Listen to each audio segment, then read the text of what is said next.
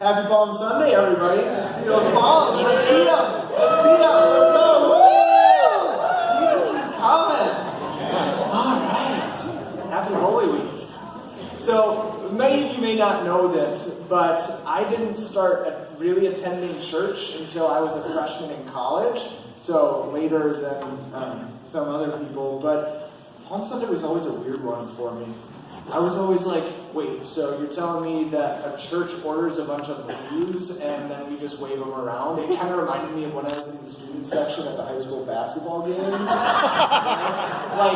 It's so weird to me that I never felt more like a cheerleader in my life than in church. But, you know, that's how it works apparently. It never made that much sense to me. But what exactly do these palms mean?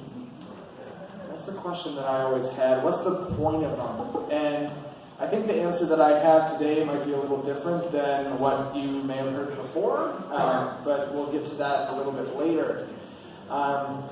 We got a little bit of work to do with this text. There's a lot of things. So I think it was written to, this text in particular was probably written to more of a Jewish audience, because there are a lot of things in there that, like, when we read it at first glance, they don't stand out, but a Jewish reader of the time would be like, oh, that and that and that and that. So I just want to unpack some of those a little bit. The first thing that always stands out to me in this text is the thing with the colt.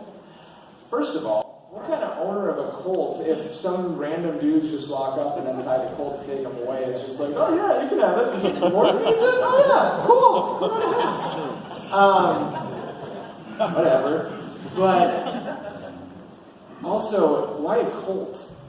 Like, this is Jesus. This is the king coming into Jerusalem. Why is he not riding in on a big white horse with this huge parade of people laying down their cloaks, right? Well, that is one of the things that would stand out to a Jewish reader at the time. Zechariah 9:9 prophetically says, "Rejoice greatly, O daughter Zion. Shout aloud, O daughter Jerusalem. Lo, your king comes to you, triumphant and victorious is he, humble and riding on a donkey, on a colt, the foal of a donkey." So the reason that it's a colt, prophetically, the Messiah would come into Jerusalem on a colt. Also, pointing back to the Old Testament is where all this is going down. So at the beginning we're told Mount of Olives, right? And according to Jewish scholars, at the time it was always believed that the Messiah would come from this Mount of Olives as he's riding in on this colt. Now, at this point in the story, the disciples have known that Jesus was the Messiah, but Jesus has told them to not tell anyone, right? To be quiet this whole time. But apparently now that they made it to Jerusalem, it's party time, and they can let loose a little bit. So we see the disciples and all the people around begin to throw down their cloaks on the road as Jesus is walking almost as a red carpet into Jerusalem. And this points back to the Old Testament again.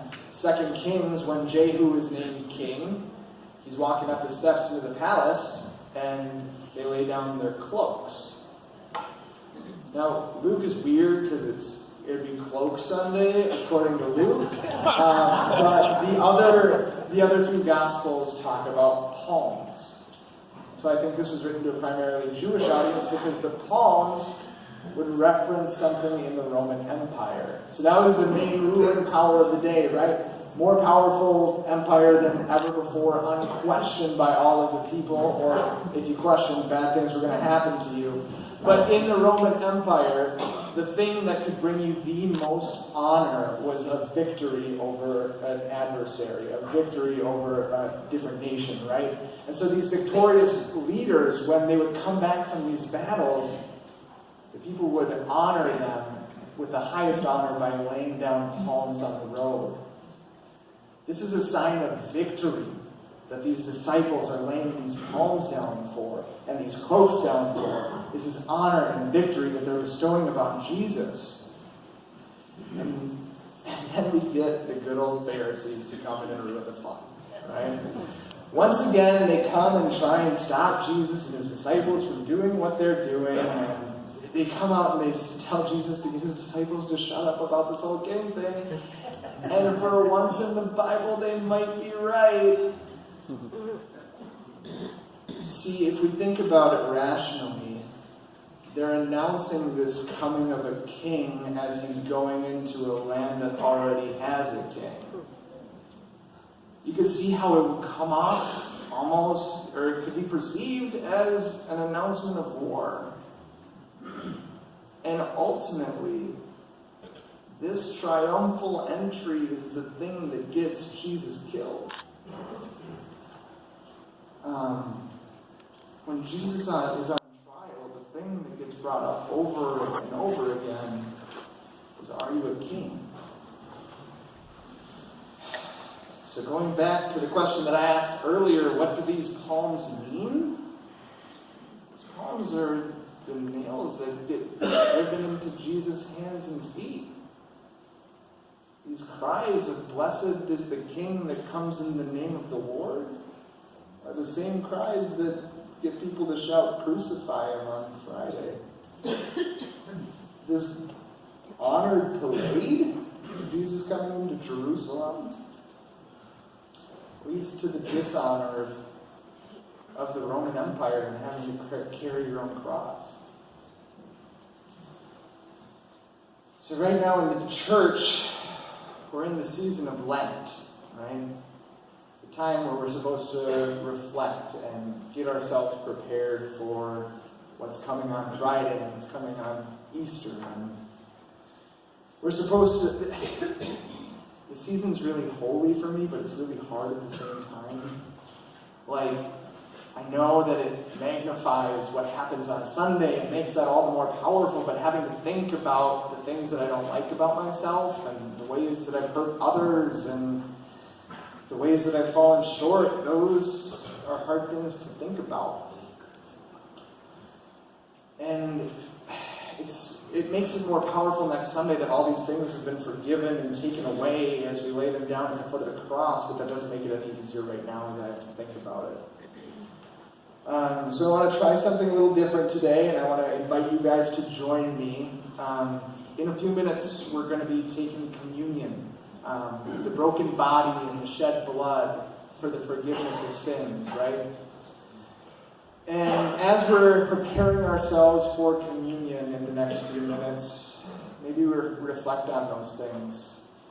Those things that no matter how hard we try, we haven't been able to forgive ourselves for. Those things that keep us up and wake us in the middle of the night. I want you to think about those things and put them in your palm. Just put them in your palm, and as you come up for communion, I want you to bring your palm with you. After participating in this broken body and this shed blood for the forgiveness of sins, as you walk away down the aisle from communion, I want you to lay down your palms, as they did in the text, letting go of those things that bring so much shame and pain, and putting them at the foot of the cross where that they belong. That place where healing and forgiveness and grace come is where we lay all of ourselves and lay down our palms. Because when we walk away from the table of grace of communion, we walk away perfect and spotless and blameless in the sight of God. And that is what we need to remember. Amen.